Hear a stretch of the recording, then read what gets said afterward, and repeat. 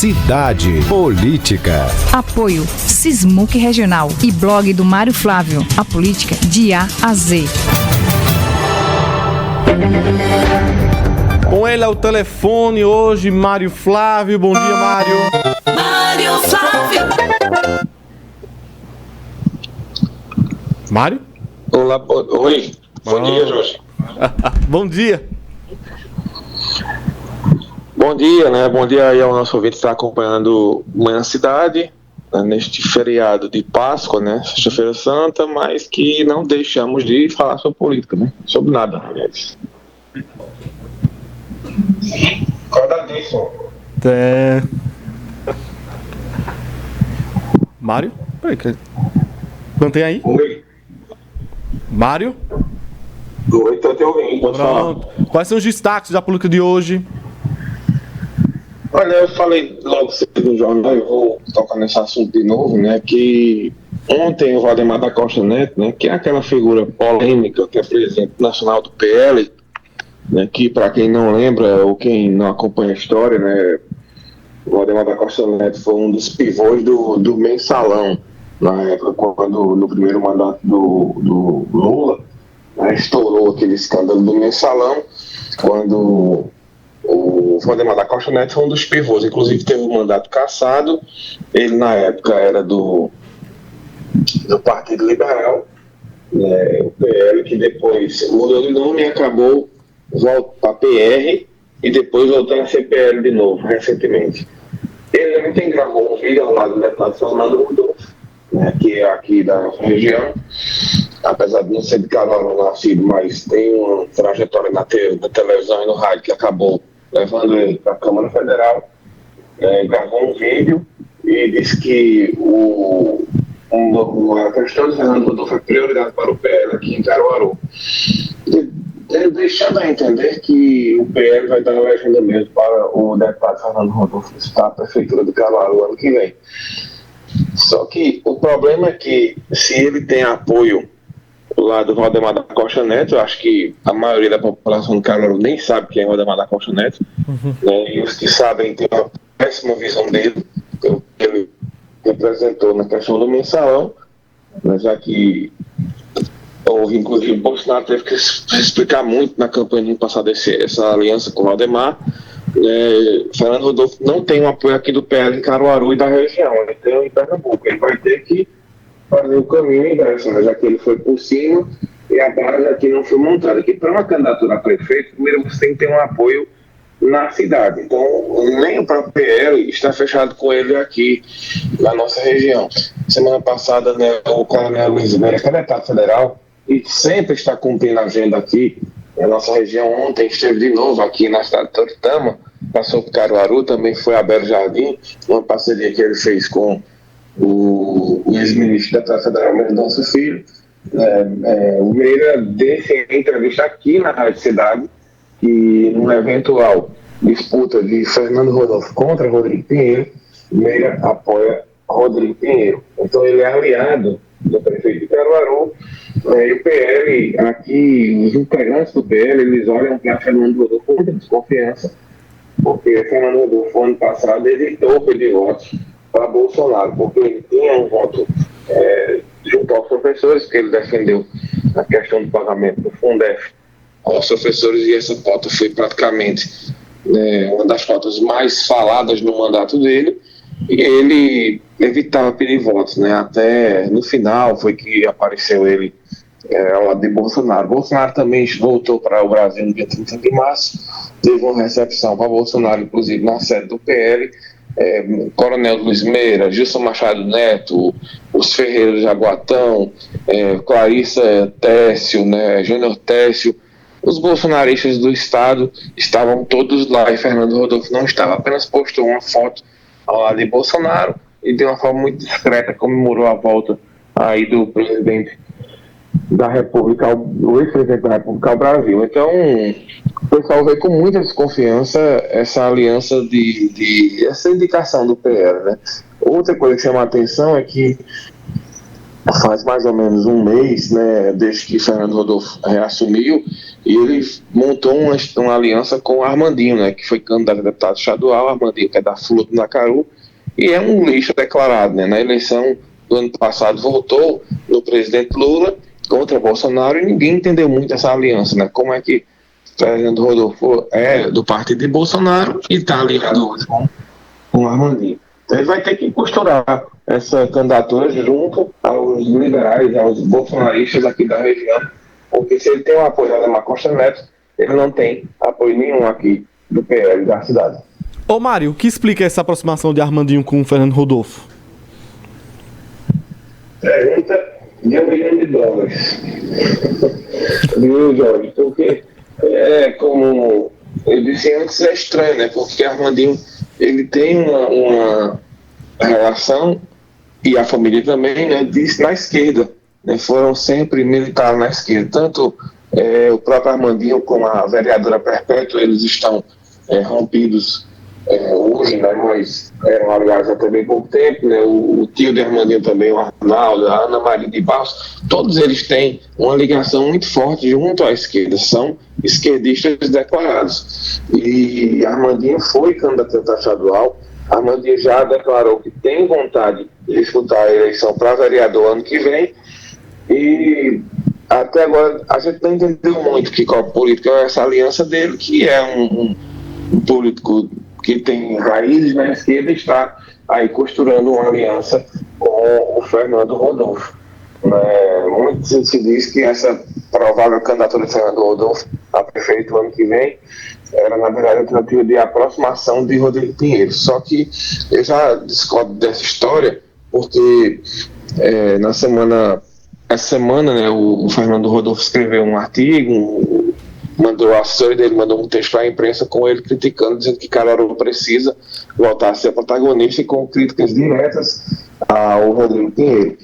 E até para montar uma aliança, né, com os opositores de Rodrigo Pinheiro aqui é difícil para Armandinho, e também para Fernando Rodolfo, né, porque os opositores de Rodrigo Pinheiro estão na esquerda.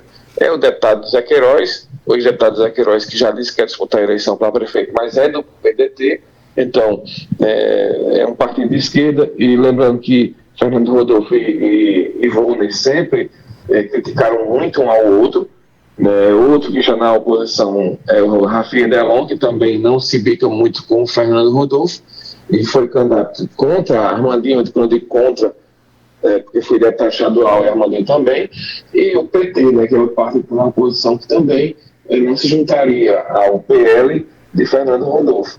Então, muita gente não entende essa aproximação de Armandinho com Fernando Rodolfo por essa questão mais ideológica e até de pautas, né? Embora Fernando Rodolfo defendeu a pauta dos professores, como eu disse aqui no começo, Jorge, mas até agora ninguém entendeu muito não essa estratégia política eleitoral do forrozeiro, né, do professor Armandinho.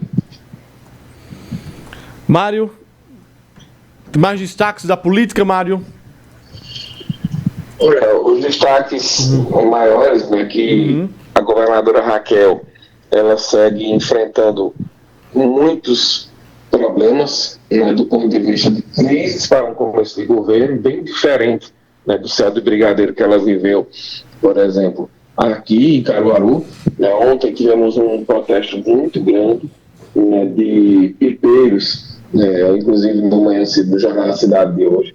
Um representante entrava com a Carla Nogueira no meio do dia e dizia que são 6 meses sem receber salário, né, e o governo emitiu uma nota, disse que ainda é a questão anterior, mas já está no governo mais de 3 meses. Então, se os caras estão há 6 meses sem receber salário, tem pelo menos 3 desse governo que não paga. Então, o pessoal precisa receber o salário, precisa receber, porque eles não param, é um serviço que tem continuidade. Não se sabe ainda se é um convênio do governo do estado com o governo federal, com a prefeitura, mas o fato é que o pessoal está pensando em receber, e essa foi mais uma crise gerada com relação para ela resolver que não dá para você ficar emitindo nota, Jorge, só apontando para a gestão passada. Eu já disse isso outrora, tem hora que esse prazo acaba. São 100 dias de governo que serão completados no dia 10 de abril, né, e sempre tem uma tradição na política brasileira, né, para fazer uma avaliação daqueles 100 primeiros dias de governo. E não dá para você ficar em 100 dias de governo só olhando para o retrovisor. Não tem que olhar para frente e resolver os problemas, né, os pipeiros têm que resolver. Por outro lado, uma boa notícia para a Raquel, e uma notícia também que preocupa ao mesmo tempo, foram 2 pesquisas que foram divulgadas essa semana pelo Instituto Paraná. Uma mostra ela com aprovação alta de 63% na capital pernambucana, essa pesquisa só foi feita no Recife, e a outra mostra uma situação preocupante, que é uma possível eleição na Prefeitura do Recife, João Campos ganhando, né, o atual prefeito, com uma folga muito grande dos prováveis candidatos contra ele, inclusive a vice de Raquel, Priscila Krause, foi colocada como provável candidata contra João Campos, e João Campos ganharia com facilidade. Claro que falta ainda mais de um ano para a eleição do ano que vem, mas isso é um indício forte de que o recifense estaria aprovando Raquel, mas também estaria satisfeito com a gestão de João Campos. Lembrando, Jorge, que se João Campos vence essa eleição, nessa reeleição, ele automaticamente se torna um adversário de Raquel para a eleição de 2026 para governador, que todo mundo sabe que o projeto do PSB, a longo prazo, sempre foi que o João Campos virasse candidato a governador, e ele não foi candidato na eleição do ano passado, quando Raquel ganhou, pela questão da idade. Ele não tinha idade para disputar o governo de Pernambuco. E agora ele já vai ter em 2026. Então, se ele consegue a reeleição para prefeito do Recife, automaticamente ele se torna um candidato contra Raquel. Raquel hoje, você olhando no mapa eleitoral de Pernambuco, ela talvez não tivesse um adversário, né, mas com João Campos a história muda um pouco. Até porque ele está na Prefeitura do Recife, tem o recorde de ser o prefeito do Recife, que lidera toda a região metropolitana, e também por ser filho de Eduardo, por ser neto de Miguel Arraes, tem todo um contexto envolvendo o João Campos, que é um adversário bem mais difícil do que foi Danilo Cabral, por exemplo, que muita gente nem conhecia, e do que foi Mário Arraes, do que foi o candidato Anderson Ferreira. Então, vai se desenhando um cenário bem interessante para a Raquel, porque ela consegue, ao mesmo tempo, ser bem aprovada na região metropolitana, mas ao mesmo tempo ela já vê que não será fácil se manter aí numa eleição contra João Campos. Outra candidatura, é um clássico.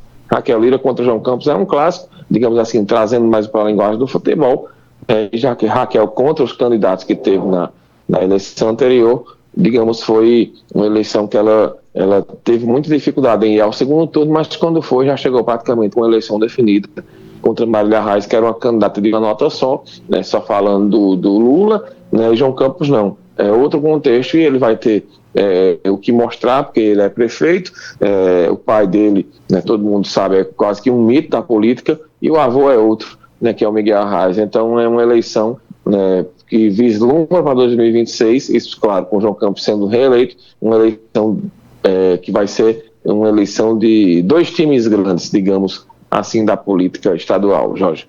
Filhos de ex-governadores. É histórico mesmo, né? É histórico, mas o lastro de Eduardo, estadualmente falando, e Miguel Arraes, ele é bem maior do que o de João Lira. Não, é isso, de fato.